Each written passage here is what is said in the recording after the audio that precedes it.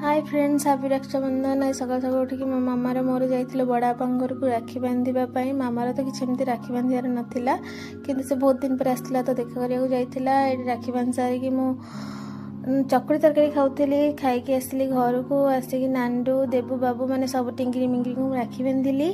तापर मामा भी सब मामू को बांधी। मामू मोर होचंती 5टा मामू, माने मो मामार 5टा भाई।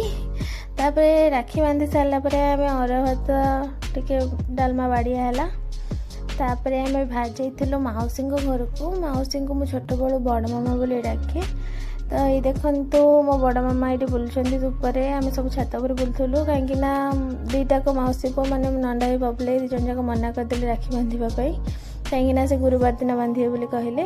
तापर आम आसी आरती बापा घर को। ये नांडू बहुत दुष्ट होता मो पीसी घरे। आज एतिकी आम चलु घर को। Bye bye.